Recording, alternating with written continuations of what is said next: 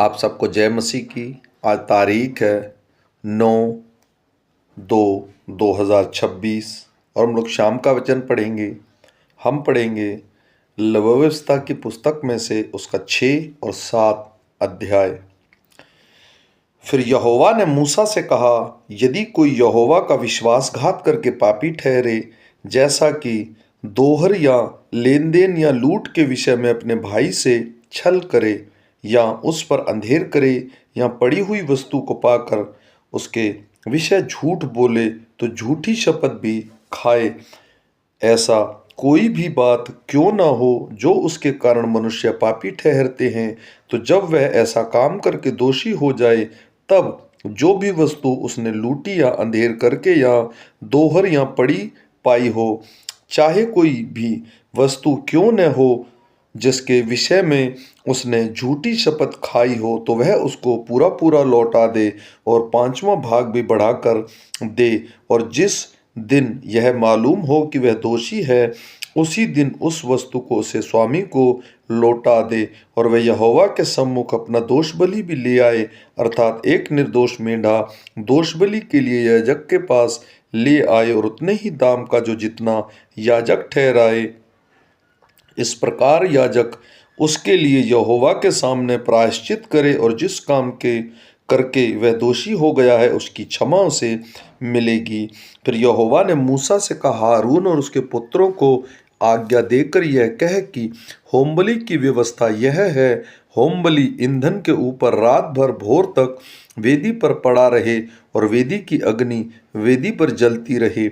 और याजक अपने सनी के वस्त्र और अपने तन पर अपने सनी का जांघिया पहनकर होमबलि की राख को आग के भस्म करने की वेदी पर रह जाए, उसे उठाकर वेदी के पास रखे। तब वह अपने ये वस्त्र उतार कर दूसरे वस्त्र पहनकर राख को छावनी के बाहर किसी शुद्ध स्थान पर ले जाए। वेदी पर अग्नि जलती रहे और कभी बुझने न पाए। और याजक प्रतिदिन भोज को उस पर लकड़ियां जलाकर होमबलि के टुकड़ों को उसके ऊपर सजाकर धर दे और उसके ऊपर मेल बलियों की चर्बी को जलाया करे। वेदी की आग लगातार जलती रहे, वह कभी बुझने न पाए। अन्नबलि की व्यवस्था इस प्रकार है, हारून के पुत्र उसको वेदी के आगे यहोवा के समीप ले आए, और वह अन्नबलि के तेल मिले हुए मैदे में से मुट्ठी भर के उस पर का सब लोबान उठाकर अन्नबलि के स्मरणार्थ का भोग को यहोवा के सम्मुख सुगंधित के लिए वेदी पर जलाएं, और उसमें से जो शेष रह जाए उसे हारून और उसके पुत्र खाएं। वह बिना खमीर पवित्र स्थान में खाया जाए, अर्थात मिलाप वाले तंबू के आंगन में उसे खाएं। वह खमीर के साथ पकाया न जाए, क्योंकि मैंने अपने हव्य में से उसको उनका निज भाग होने के लिए उन्हें दिया है। इसलिए जैसा पाप बलि और दोष बलि परम पवित्र है, वैसा ही वह भी है। हारून के वंश के सब पुरुष उसमें से खा सकते हैं।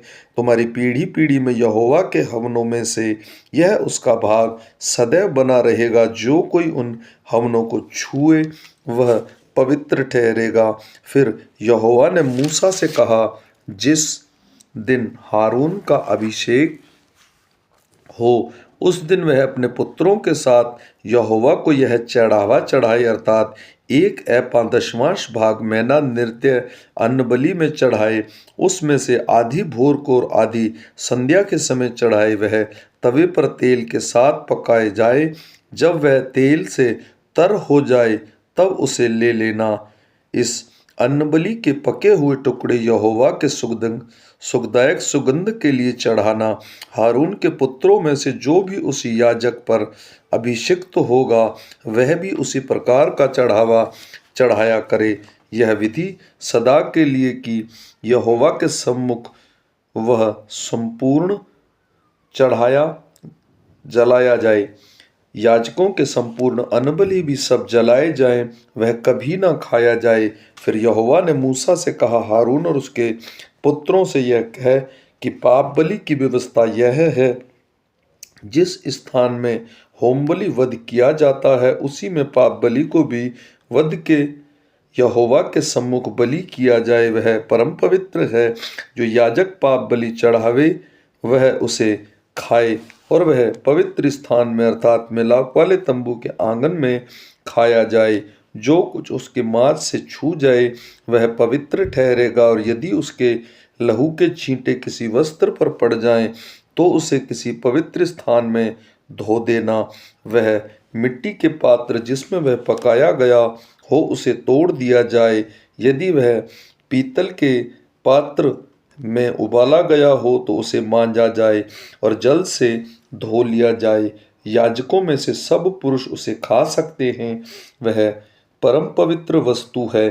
पर जिस पाप बलि के लहू में से कुछ भी लहू मिलाप वाले तंबू के भीतरी स्थान में प्रायश्चित करने को पहुंचाया जाए उसका मांस कभी ना खाया जाए, वह आग में जला दिया जाए। फिर दोष बलि की व्यवस्था यह है कि परम पवित्र जिस स्थान पर होम बलि पशु का वध करते हैं उसी स्थान पर दोष बलि भी करें, और उस लहू को याजक वेदी पर चारों ओर छिड़के और वह उसमें से सब चर्बी को चढ़ाए, अर्थात उसकी मोटी पूंछ को जिस चर्बी से आंतड़ियां ढपी रहती हैं वह भी, और दोनों गुर्दों और जो चर्बी उनके ऊपर और कमर के पास रहती है, और गुर्दों समेत कलेजे के ऊपर की झिल्ली, इन सभी को वह अलग करे और याजक उन्हें वेदी पर यहोवा के लिए हवन करे, तब वह दोष बलि होगा।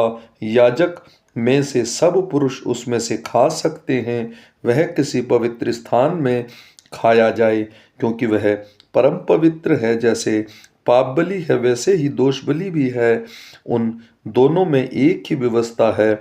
जो याजक उन बलियों को चढ़ा के प्रायश्चित करे वही उन वस्तुओं को ले, और जो याजक किसी के लिए होम बलि को चढ़ाए उस होम बलि पशु की खाल को उसी याजक ले ले, और तंदूर में या कढ़ाई में या तवे पर पका हुआ अन्न बलि उस याजक की ही हो जो उन्हें चढ़ाता है। और अब अन्न बलि जो चाहे तेल से सने हुए चाहे रूखे हों वे हारून के सब पुत्रों को एक समान मिले। मेल बलि की जिसे कोई यहोवा के लिए चढ़ाए व्यवस्था यह है, यदि वह उसे धन्यवाद के लिए चढ़ाए तो धन्यवाद बलि के तेल से सने हुए अखमीरी फुलके और तेल से चुपड़ी हुई अखमीरी रोटियां और तेल से सने हुए मैदे के फुलके तेल से तर चढ़ाए, और वह अपने धन्यवाद वाले मेल बलि के साथ खमीरी रोटियां भी चढ़ाए, और ऐसे एक एक चढ़ावे में से वह एक एक रोटी यहोवा को उठाने की भेंट करके चढ़ाए। वह मेल बलि के लिए लहू के छिड़कने वाले याजक की होगी, और उस धन्यवाद वाले मेल बलि का मांस बलिदान चढ़ाने के दिन ही खाया जाए, उसमें से कुछ भी भोर तक शेष न रह जाए। पर यदि उसके बलिदान का चढ़ावा मन्नत का या स्वेच्छ का हो तो उस बलिदान को जिस दिन वह चढ़ाया जाए उसी दिन वह खाया जाए, और उसमें से जो शेष रह जाए वह दूसरे दिन भी खाया जाए। परंतु जो कुछ बलिदान के मांस में से तीसरे दिन तक रह जाए वह आग में जला दिया जाए, और उसके मेल बलि के मांस में से यदि कुछ भी तीसरे दिन खाया जाए तो वह ग्रहण न किया जाएगा और न इसके हित में गिना जाएगा, वह घृणित कर्म समझा जाएगा, और जो कोई उसमें से खाए उसका अधर्म उसी के सिर पर पड़ेगा। फिर में मांस किसी अशुद्ध वस्तु से छू जाए तो वह खाया न जाए, वह आग में जला दिया जाए। फिर मेलबलि का मांस जितने शुद्ध हों वे ही खाएं, परंतु जो अशुद्ध होकर यहोवा के मेलबलि के मांस में से कुछ खाए वह अपने लोगों में से नाश किया जाए। और यदि कोई किसी अशुद्ध वस्तु को छूकर यहोवा के मेलबलि पशु के मांस में से खाए वह भी अपने लोगों में से नाश किया जाए, चाहे वह मनुष्य कोई अशुद्ध वस्तु या अशुद्ध पशु या कोई भी अशुद्ध और घृणित वस्तु हो। फिर यहोवा ने मूसा से कहा, इज़राइलियों के इस प्रकार कह, तुम लोगों ने तो बैल की कुछ चर्बी खाना और भेड़ या बकरी की और जो पशु समय मर जाए और जो दूसरे पशु ने फाड़ा जाए उसकी चर्बी अन्य कामों में लाना, परंतु उसे किसी प्रकार से न खाना नहीं। जो कोई ऐसा पशु की चर्बी खाएगा जिसमें से लोग कुछ यहोवा के लिए हवन करके चढ़ाया करते हैं, वह खाने वाला अपने लोगों में से नाश किया जाए। और तुम अपने घरों में किसी भांति का लहू, चाहे पक्षी का चाहे पशु का हो, न खाना। हर एक प्राणी जो किसी भांति का लहू खाएगा वह अपने लोगों में से नाश किया जाएगा। फिर यहोवा ने मूसा से कहा, इज़राइलियों से इस प्रकार कह, जो यहोवा के लिए मेलबलि चढ़ाए वह उसी मेलबलि में से यहोवा के पास भेंट ले आए। वह अपने ही हाथों से यहोवा के हव्य को अर्थात छाती समेत चर्बी को ले आए और छाती हिलाने की भेंट करके यहोवा के सामने हिलाई जाए। और याजक चर्बी को तो वेदी पर जलाए, परंतु छाती हारून और उसके पुत्रों की होगी। फिर तुम अपने मेल बलियों में से दाहिनी जांग को भी उठाने की भेंट करके याजक को देना। हारून के पुत्रों में से जो मेल बलि के लहू और चर्बी को चढ़ाएं, दाहिने जांग उसी का भाग होगा, क्योंकि इज़राइलियों के मेल बलियों में से हिलाने की भेंट और छाती उठाने की भेंट की जांग को लेकर मैंने याजक हारून और उसके पुत्रों को दिया है कि वह सर्वदा इज़राइलियों की ओर से उसका हक बना रहे। जिस दिन हारून और उसके पुत्र यहोवा के समीप याजक पद के लिए लाए गए, उसी दिन यहोवा के हव्यों में से उनका यही अतिरिक्त भाग ठहराया गया। अर्थात जिस दिन यहोवा ने उनको अभिषेक किया, उसी दिन उसने आज्ञा दी कि उनको इज़राइलियों की ओर से ये भाग नित्य मिला करे। उसकी पीढ़ी पीढ़ी के लिए उसका यही हक ठहराया गया। होम बलि, अन्न बलि, पाप बलि, दोष बलि, याजकों के संस्कार बलि और मेल बलि की व्यवस्था यही है। जब यहोवा ने सेन पर्वत के पास से जंगल में से मूसा को आज्ञा दी कि इज़राइली मेरे लिए क्या क्या चढ़ावा चढ़ाएं, तब उसने उनको यह व्यवस्था दी थी। आमीन।